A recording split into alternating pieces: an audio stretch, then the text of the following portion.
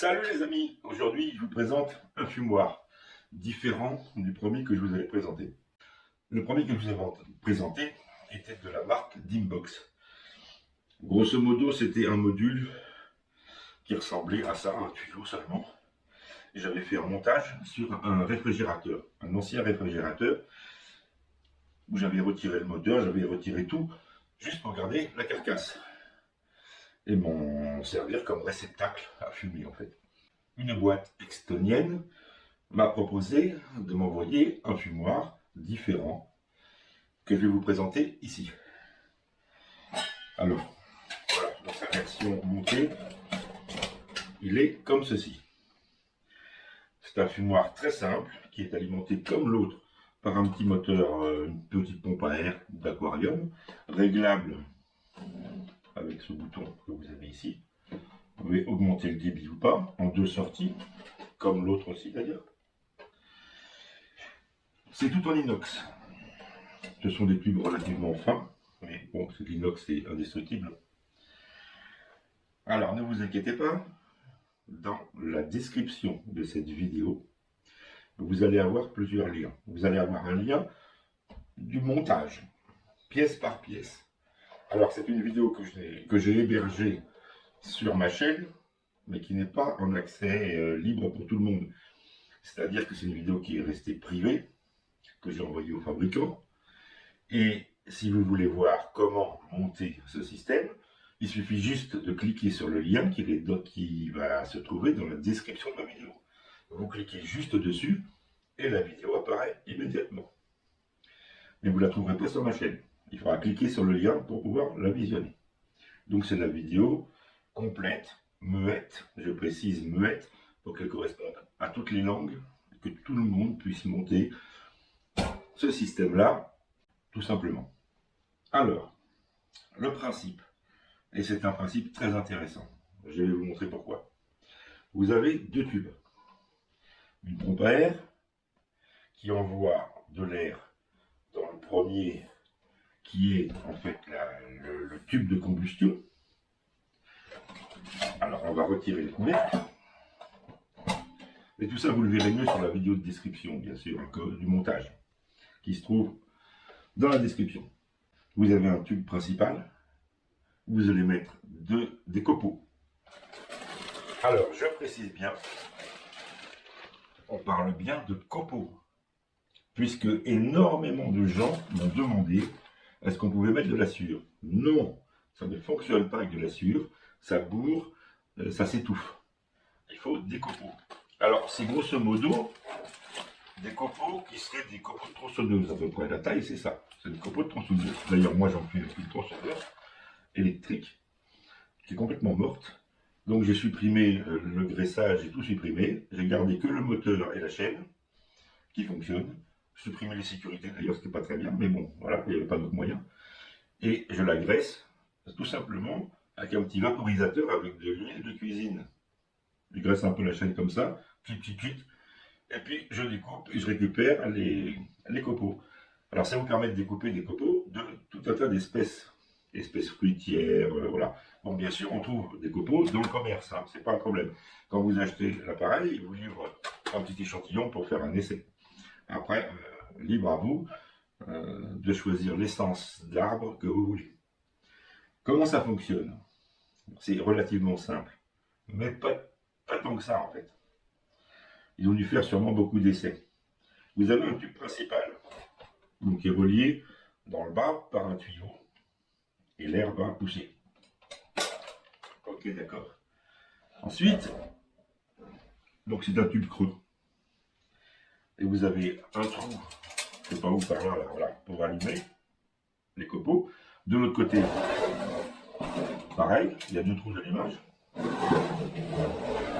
Donc pour démarrer, il suffit de mettre du bois, des copeaux à l'intérieur, d'alimenter en 220 le petit compresseur d'air et de mettre le débit au maximum au départ, juste pour l'allumage. Vous avez le deuxième tuyau qui lui vient dans le deuxième tube, en haut du deuxième tube. Et vous allez comprendre pourquoi. Donc je vais le retirer, voilà. sera plus simple. Dans le deuxième tube, c'est là que ça devient intéressant. Enfin, même dans le premier.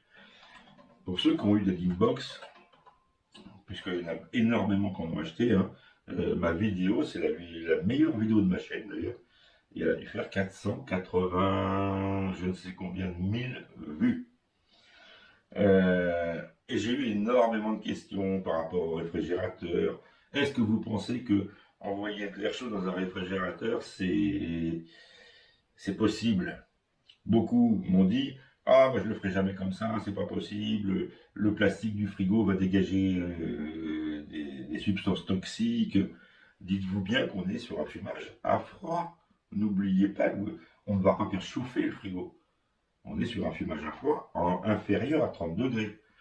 Donc si vous avez des craintes pour faire du fumage dans un frigo, dans ce cas-là, n'utilisez pas de frigo, parce que même à froid, il va dégager des PBA ou je ne sais quoi, suivant les plastiques utilisés, et que même à froid, vous allez contaminer tous vos aliments. De plus, quand vous allez commencer à fumer dans un réfrigérateur, il va y avoir du bistre partout. Ça va recouvrir les parois. Donc les parois, en fait, seront isolées. Mais, j'avais remarqué quand même que en été, c'est difficile de rester en dessous de 30. Il faut le faire le matin de bonne heure, ou le soir, ou la nuit, parce que même un frigo est quand même isolé avec une couche d'isolant. Si on le laisse en plein soleil et tout ça, la température va monter, plus la combustion de la sure fait que la température finit par monter. Alors, chez eux, et pour ne pas les citer, je préfère vous montrer la marque parce que c'est presque imprononçable pour un français. Voilà, j'espère que vous voyez bien. Donc bien sûr, dans la description de la vidéo, vous aurez le lien de la boutique, bien sûr. Alors je l'ai monté, donc comme je vous ai dit dans le lien, il y a le lien direct qui va aller sur la vidéo de montage. Le principe il est simple. On va mettre du carburant ici, le bois. Alors, le gros avantage, je vais faire une petite comparaison avec le Dimbox. Alors le Dimbox, c'est un tube en inox de 2 mm, hyper solide, brillant, voilà. Mais il y a des inconvénients.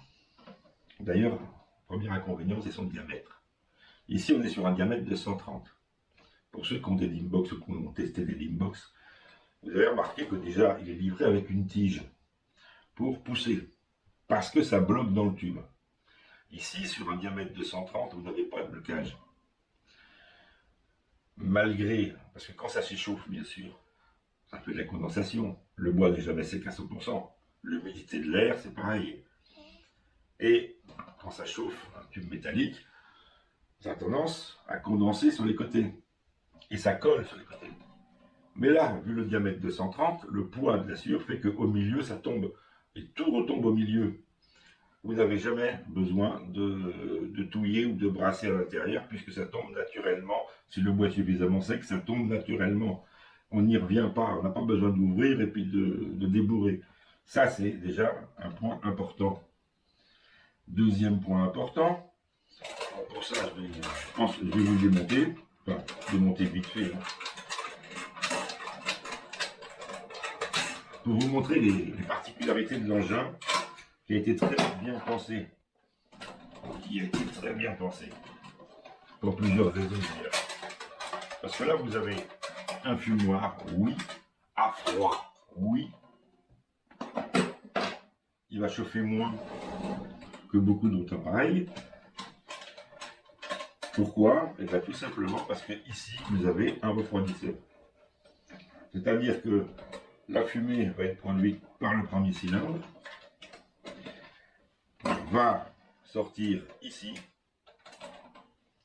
poussée par l'air bien sûr, par ce tuyau-là, va passer dans le deuxième tuyau,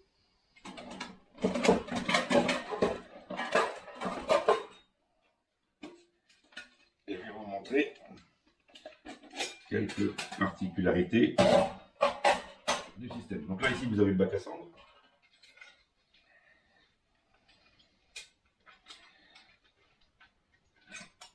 Ici, tout simplement,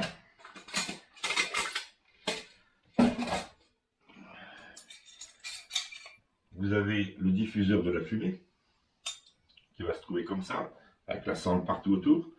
La fumée va passer bien sûr par ces petits trous-là. Vous avez un venturi à l'intérieur, système venturi en fait,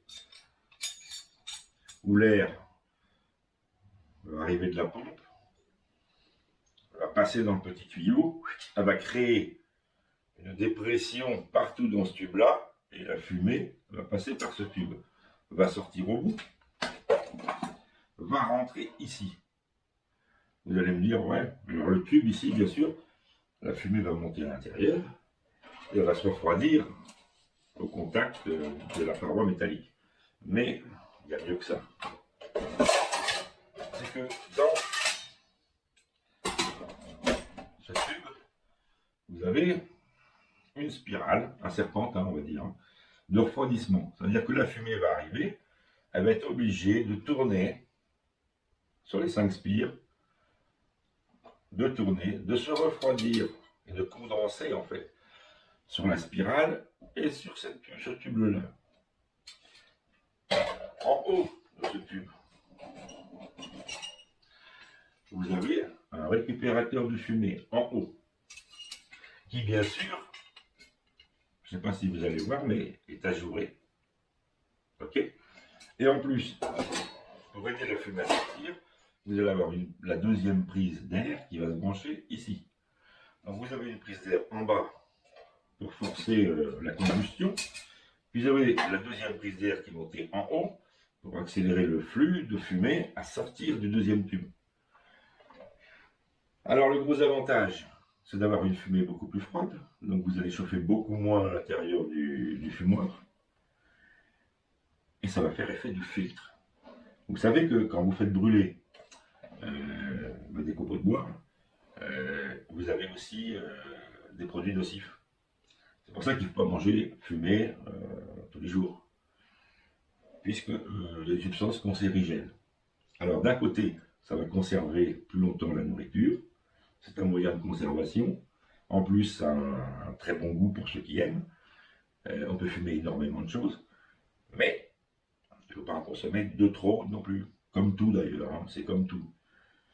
L'avantage de ce système, c'est que cette spirale et tout ça va condenser une partie des fumées et le bistre, c'est là que ça devient nocif, il va plutôt condenser dans le refroidisseur. Vous aurez beaucoup moins de produits toxiques au niveau des aliments. Donc c'est un refroidisseur, oui, mais c'est aussi un filtre qui va condenser les matières nocives en fait. Hein. Je ne vais pas dire de la nicotine, je suis un fumeur, mais voilà, si je fumais dedans, la nicotine elle se déposerait partout sur ça, sur les spirales et sur le tube. Et on pourrait récupérer une fumée de tabac avec beaucoup moins de nicotine. C'est un filtre, tout simplement. Il joue par rapport à la température. On envoie de l'air chaud qui va condenser sur une partie froide. Et on ressort une fumée beaucoup plus froide et beaucoup moins nocive. Donc je trouve que ce système est très bien pensé. Il est très simple d'utilisation. Alors là, je ne l'ai pas essayé. Mais bien sûr, nous allons le tester tout de suite. Donc nous allons aller dehors. Je vais ressortir mon vieux frigo qui est dehors en plus. Donc il est dans un piteux état. Mais ça ne m'empêche pas de fonctionner. Hein, c'est juste une question de peinture. Puisque je fume toujours avec. Alors je fume pas toutes les semaines. Hein, je dis tout de suite. Hein. Ah oui, j'ai oublié de vous dire un truc. Ici, ce que nous n'avions pas sur le Limbox, en face, les trous d'allumage. Donc il y en a 2 à chaque côté. Vous avez, regardez bien, vous avez ici, là, et en face, là, une petite tôle de protection. Oui, parce que quand c'est comme ça, quand vous mettez le bois, eh bien, le bois arrive à fleur. Et quand on allume, ça a tendance à bouchonner un petit peu à l'entrée du trou. Alors là, comme il y a une petite plaque juste au-dessus, comme un petit toit, ça laisse une petite cavité avec de l'air et ça bourre moins et ça s'étouffe moins. Donc il y a ces deux petits évents là qui permettent d'avoir une meilleure combustion. Alors dans le fond, sur celui-ci, vous avez ce qui va être un... Voilà, vous avez même une poignée dessus, qui va récupérer toutes les cendres.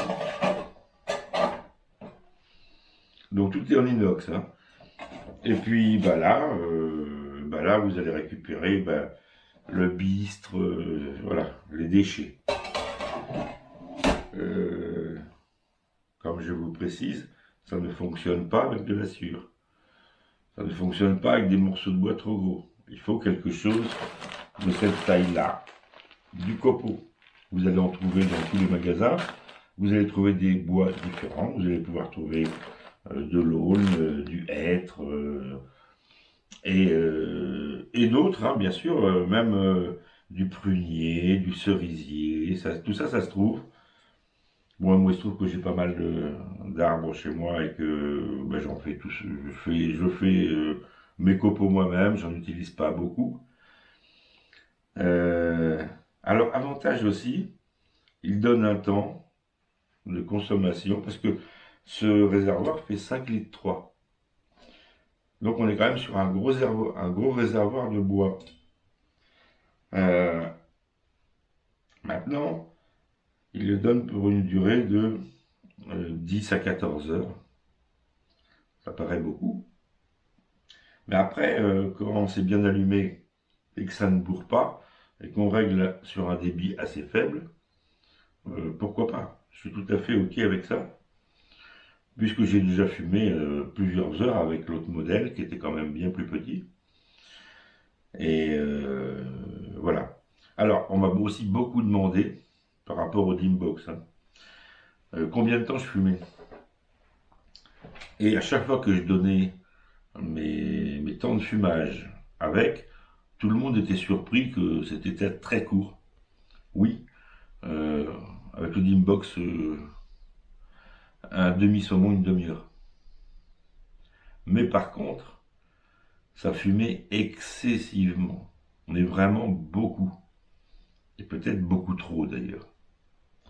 Alors, sur le tuyau d'origine, donc le tuyau de sortie, mais ça, regardez la vidéo du montage qui vient là. Vous pouvez le mettre directement dans ce que vous voulez. Hein. Moi, c'est un réfrigérateur. Certains font une belle petite cabane en bois.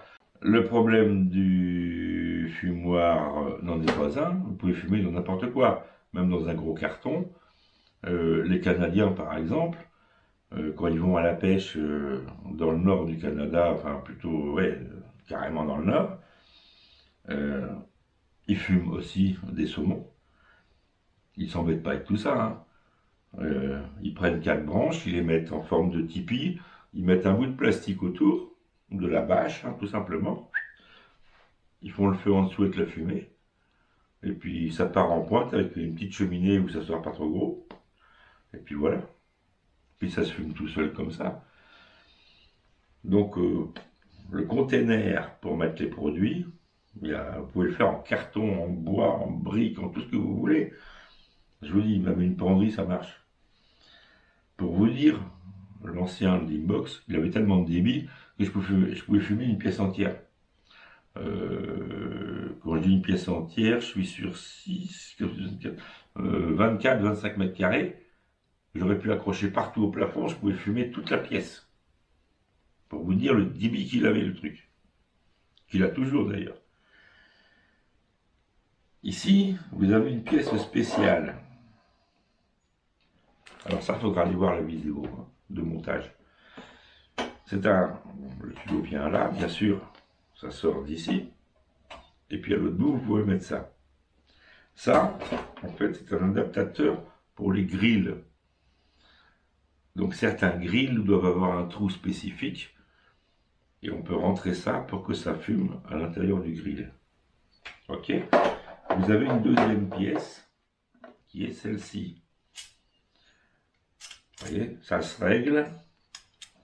Il y a des réglages. Voilà. De hauteur et ainsi de suite.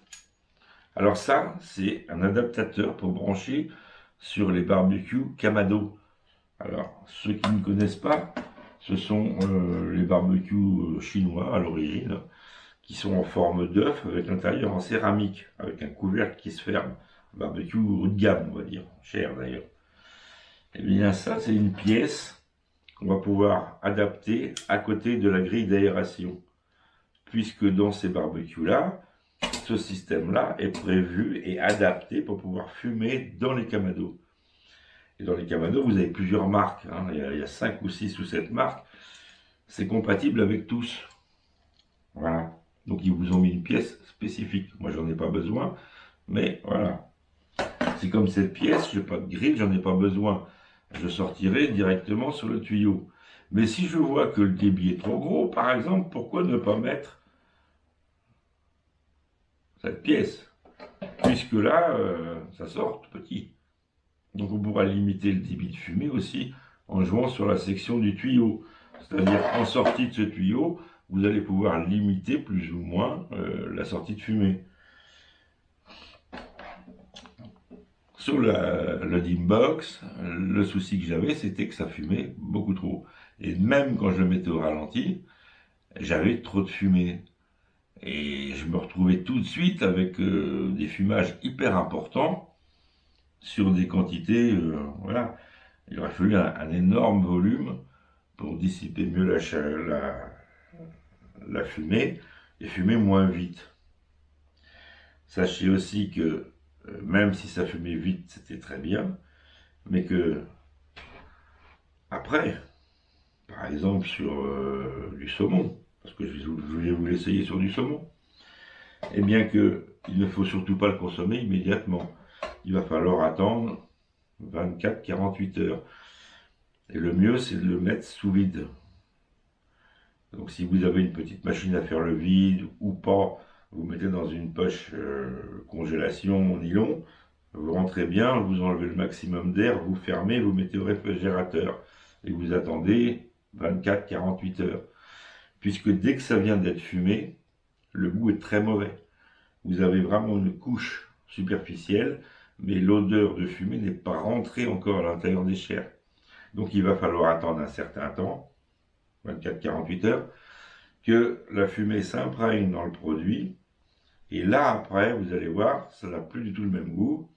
Et si vous faites du saumon, ben vous retrouverez le même goût du saumon fumé que vous achetez dans le commerce. Et il sera même meilleur, parce que vous allez pouvoir agrémenter avant le fumage, avec des herbes, avec des 5 baies, avec du poivre, avec du sel, avec ce que vous voulez. Bien sûr, si vous faites du poisson, il faudra d'abord le passer au sel. Mais ça, après, ce sont les recettes, rien à voir avec le fumoir. Donc ce fumoir, eh bien, je vous conseille grandement de regarder la vidéo sur le montage du fumoir. Le lien est dans la description. Vous avez aussi le lien de la boutique qui le vend. Ils sont très sympas. Il n'y a pas de souci pour la livraison et tout ça. Et je vais vous faire un test. Comme j'ai l'habitude de l'autre et de plusieurs fumoirs. Mais je peux vous dire un truc. Je pense que celui-ci va battre tous les autres. Il va battre tous les autres à cause de son système de filtration et de refroidissement. Ça, c'est clair. Et le diamètre plus gros empêchera le bourrage. Et ça, c'est les deux choses qui me manquaient sur l'ancien modèle que j'avais, qui n'étaient pas de leur marque. Mais ils ont pensé le truc pour que ça fonctionne bien. Donc normalement, je ne vois pas pourquoi ça ne fonctionnerait pas. Parce que quand je vois les pièces et tout ça, normalement, ça doit fonctionner nickel. Donc, eh ben, on part en test sur un filet de saumon entier.